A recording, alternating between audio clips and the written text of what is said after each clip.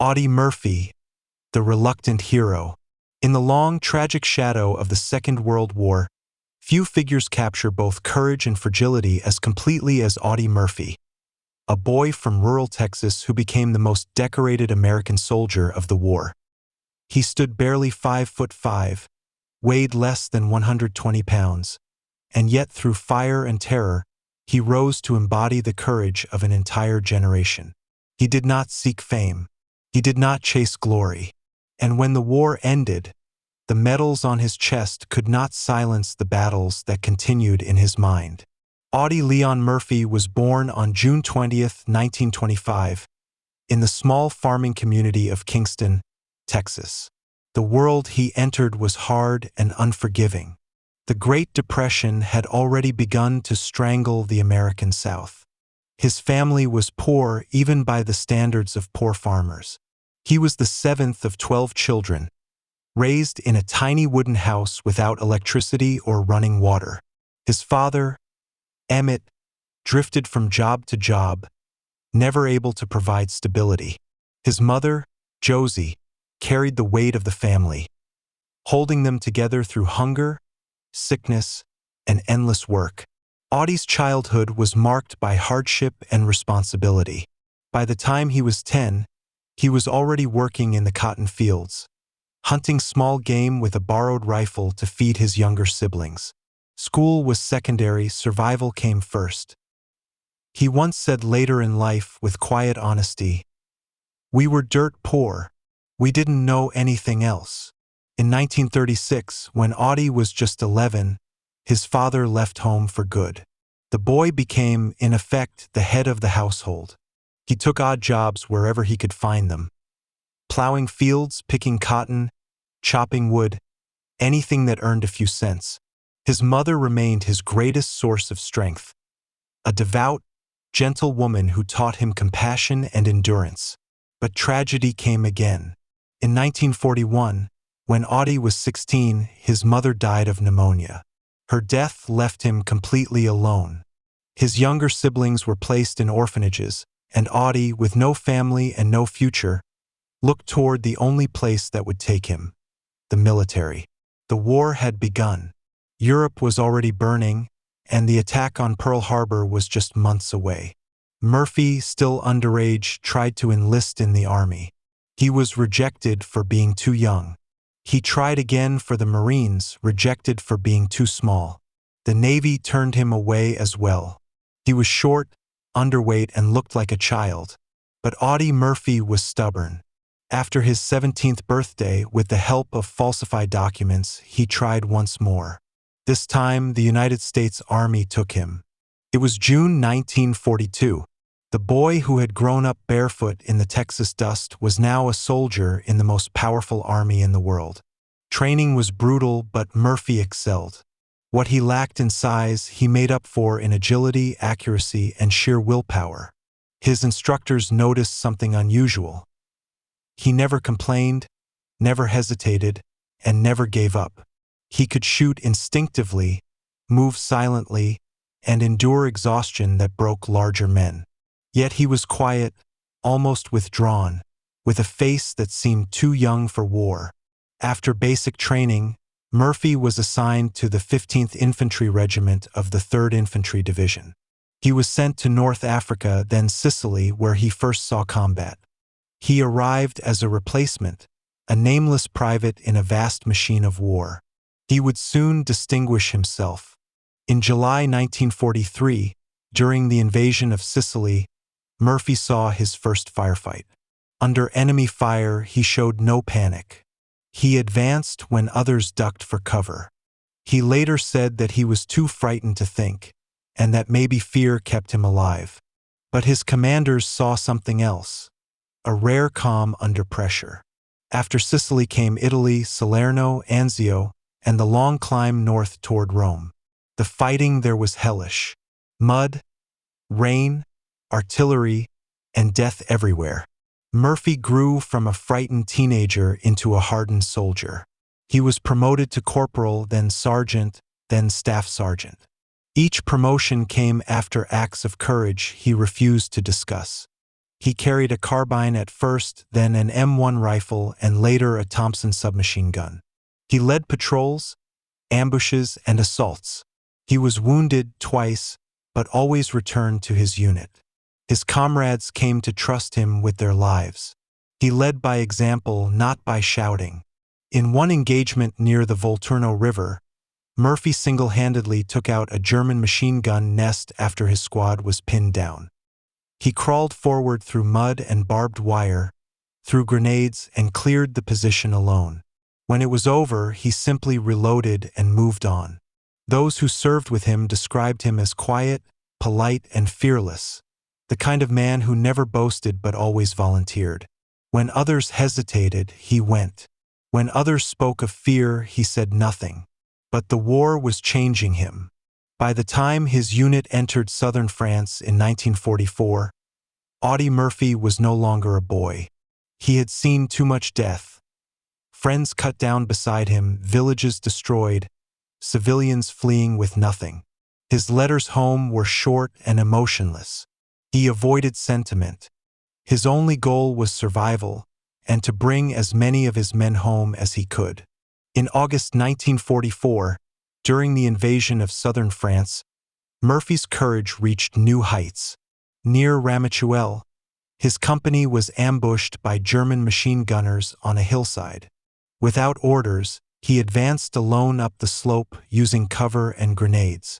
One by one, he destroyed the enemy positions, killing or wounding more than a dozen soldiers and capturing the rest. For that action, he received the Distinguished Service Cross, the second highest award for valor in the U.S. Army. He was 20 years old. By now, Murphy was famous within the 3rd Division. He had earned nearly every medal short of the Medal of Honor, yet he still looked like a boy. Journalists began to write about him.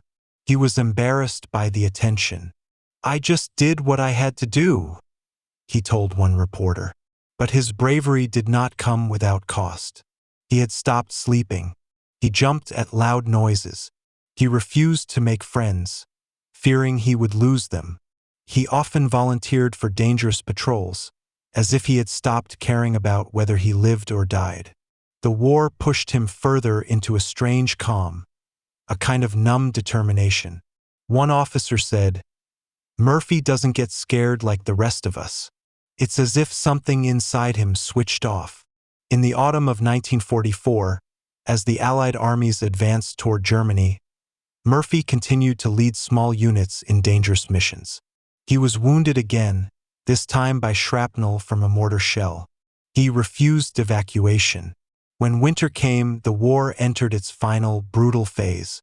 In eastern France, the 3rd Infantry Division fought through forests and frozen fields, often outnumbered and outgunned. On January 26, 1945, near the small village of Holzwehr, everything would come to a climax. Murphy's company was ordered to hold a defensive line against an advancing German force. He commanded a small group of about 40 men, many of them replacements, young, frightened, inexperienced. The Germans came with tanks and infantry nearly 200 strong. Murphy quickly positioned his men behind a ridge and called for artillery support. The first wave of German fire tore into their position, killing and wounding several soldiers. Murphy realized they could not hold for long. He ordered his men to fall back to the woods, but he stayed behind to cover their retreat.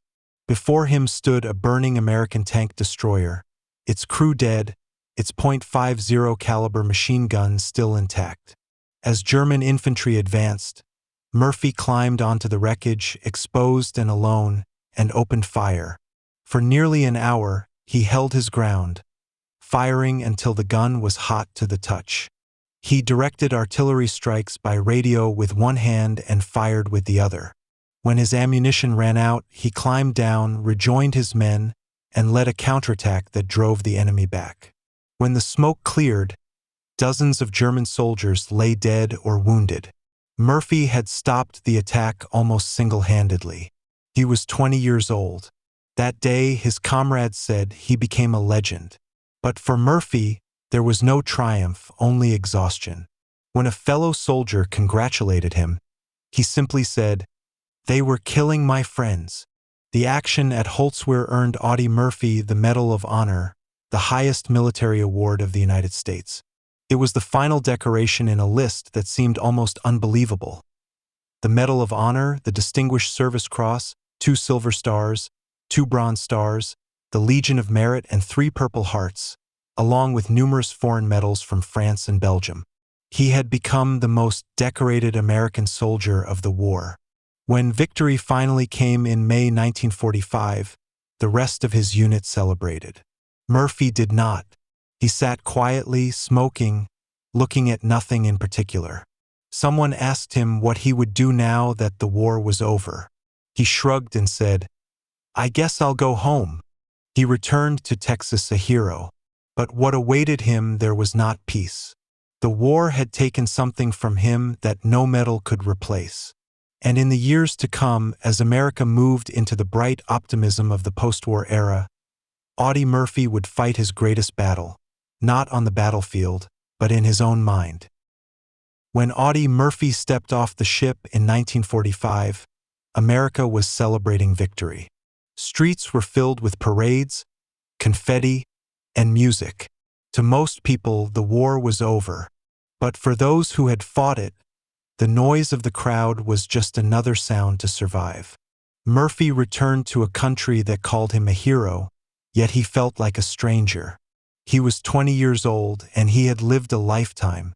He had left as a boy and come home as a legend. Everywhere he went, people wanted to shake his hand, hear his story, take his picture.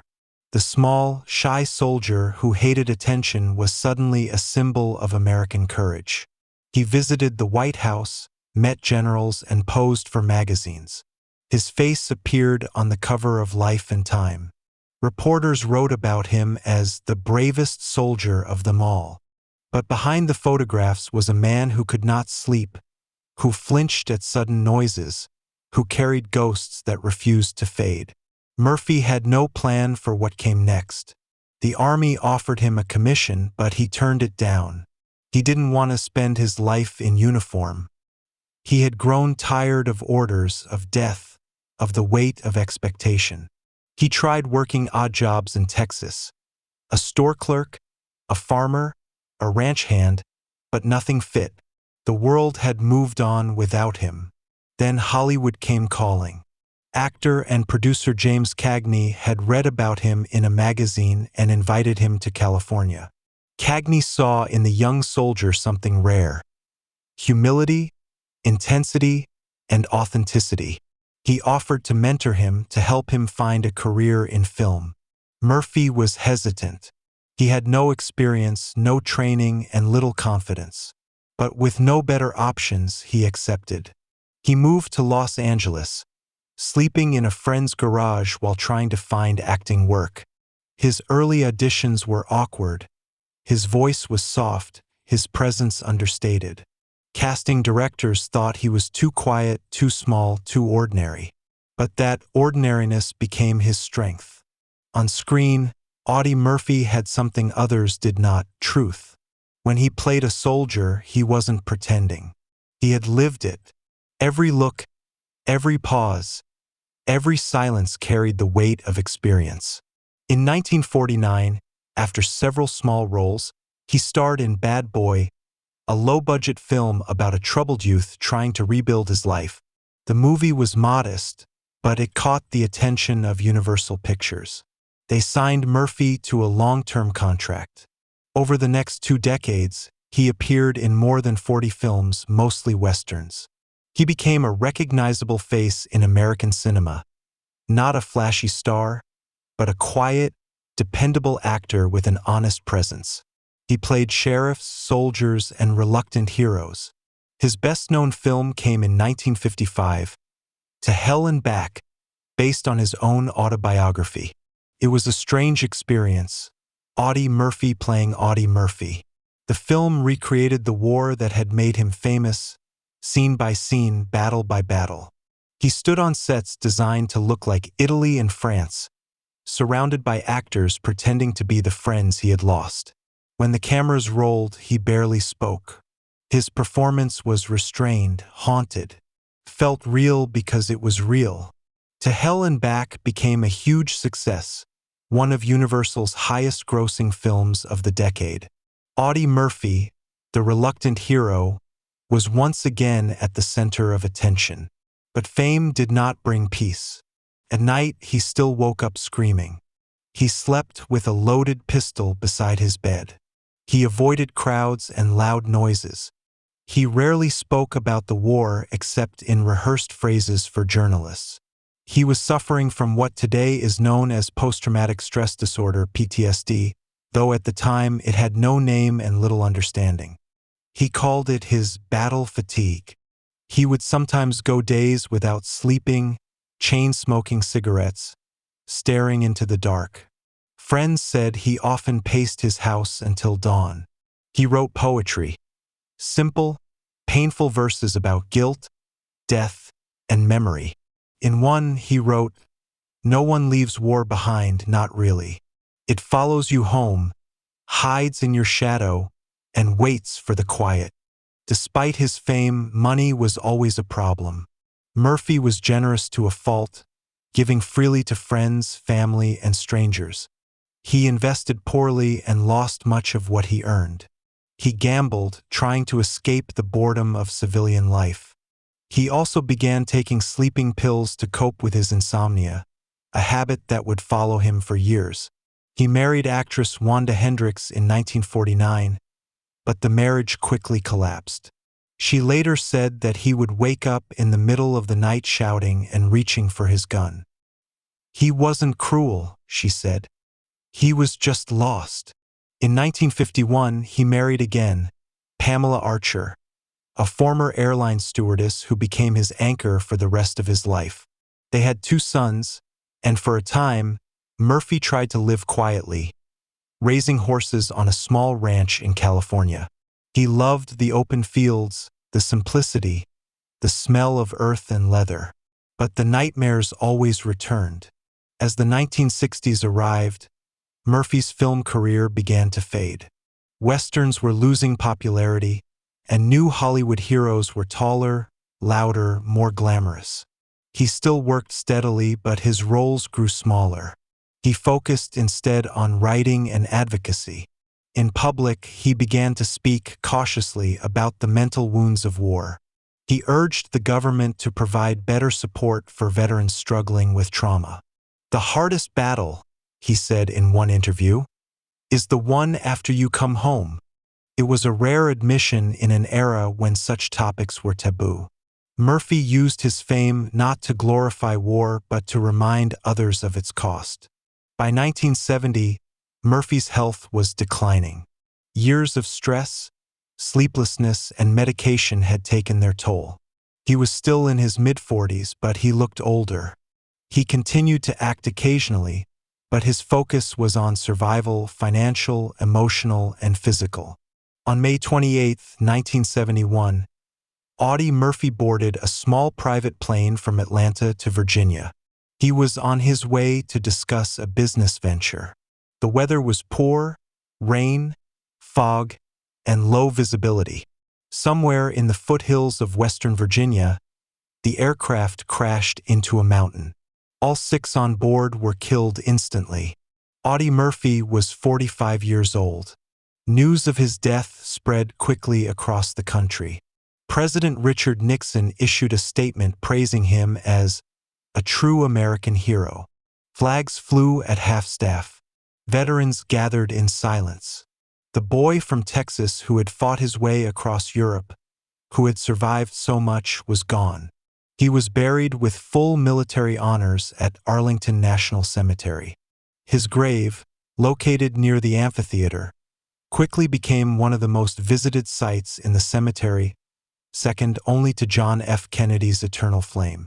Visitors left flowers, coins, and medals in his memory.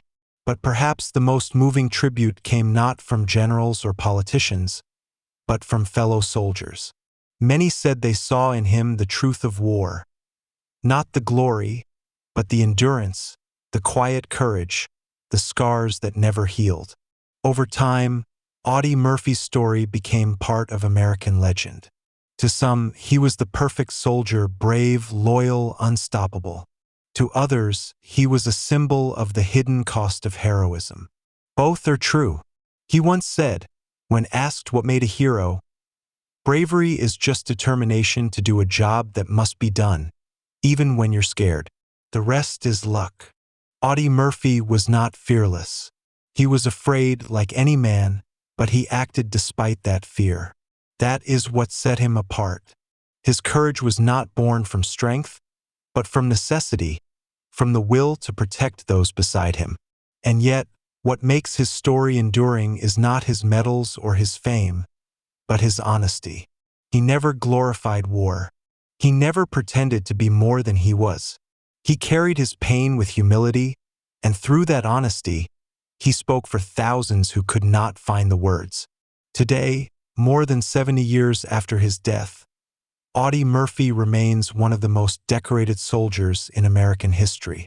His life has inspired films, books, songs, and monuments. But perhaps his greatest legacy is his reminder that even heroes bleed, and that valor and vulnerability are often the same thing. From the cotton fields of Texas to the burning fields of Europe, from Hollywood lights to the quiet of Arlington, Audie Murphy's journey was one of endurance, sacrifice, and humanity. He was a soldier who never wanted war, a star who never wanted fame, and a hero who never believed he was one. He once said, near the end of his life, "I've had my share of luck. I've seen enough death to know that living is its own kind of courage." And perhaps that is what his story teaches us still, that real heroism is not found in medals or monuments, but in the strength to carry on when the war inside never ends.